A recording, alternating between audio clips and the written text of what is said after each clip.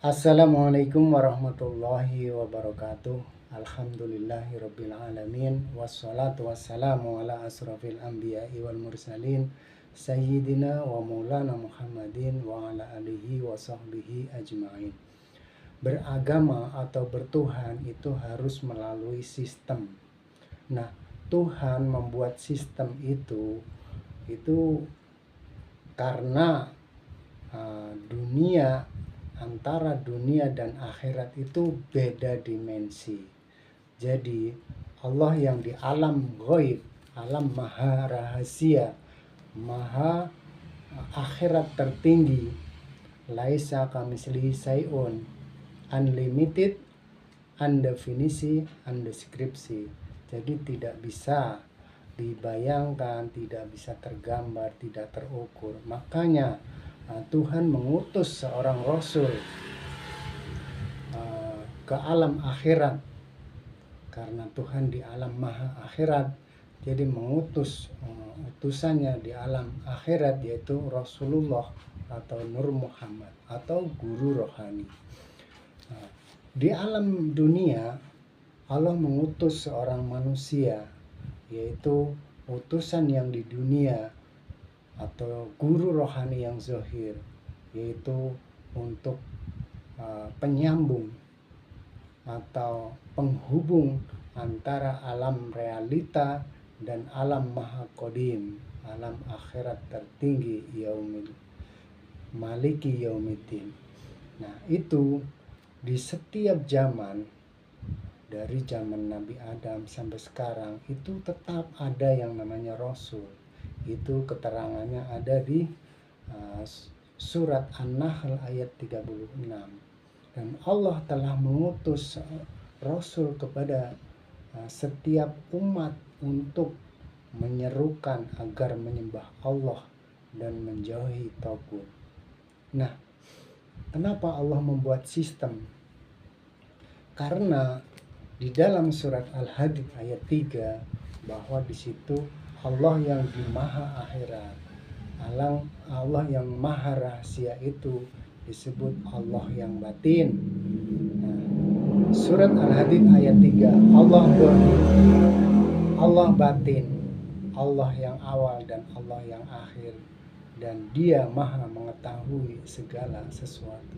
Nah, di sini makanya disebut sistem, karena di situ tertera bahwa ada Allah yang batin, Allah yang zahir. Nah, siapa Allah yang zahir?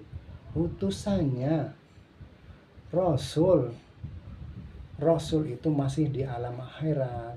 Nah, menghampiri manusia, menempati wadah manusia, seorang manusia pilihan atas kehendaknya. Jadi utusan ini bukan pilihan manusia ya. Manusia ini adalah, kalau di surat An-Nas itu adalah sebagai surat An-Nas ya, sebagai rajanya manusia, karena di alam dunia dia utusan Allah yang maha akhirat, maha goib, mengutus seorang utusan menempati wadah manusia. Nah, manusia inilah yang disebut rajanya manusia, sesembahan manusia. Ini yang harus kita cari di zaman sekarang ini. Bukan berarti Rasul sekarang ini sudah tidak ada atau sudah mati, tetapi itu jelas bahwa di setiap zaman Allah mengirim Rasul. Nah, apakah Rasul ini banyak? Ya banyak, tetapi hakikatnya Rasul itu adalah berpindah tempat. Gambarannya itu seperti presiden lah. Presiden itu kan ya nggak mati. Presiden itu ada manusianya, ada potensi. Jadi presiden itu yang manusia ya tetap mati, tetapi kalau presidennya itu nggak mati, tetapi pindah wadah. Nah, inilah yang harus dicari oleh seluruh manusia dari segi apapun agamamu, tapi temukanlah sistem ini, bahwa di dalam agama apapun itu tetap ada sistemnya ini. Jadi di dalam Kristen dulu sebelum Nabi Muhammad ya, Nabi Isa, yaitu Rasulnya Roh Kudus, ya kan? Nah, Allahnya satu, tetapi Rasulnya itu karena menyesuaikan existing zaman, makanya sebutannya beda-beda. Carilah sistem wasilah ini agar manusia di alam realita untuk berhubungan dengan alam kodim, alam yang maha rahasia.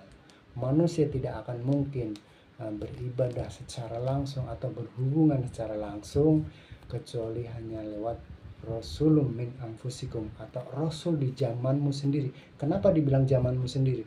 Zamannya Nabi Isa ya Roh Kudus itu Rasulnya. Zaman Nabi Muhammad ya Nur Muhammad. Nabi Muhammad dan Rasul Muhammad itu beda.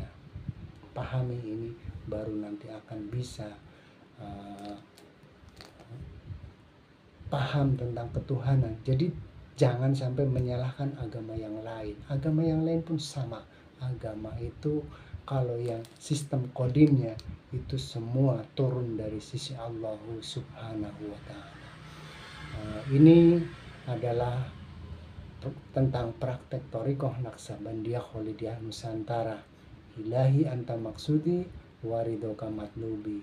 Wassalamualaikum warahmatullahi wabarakatuh.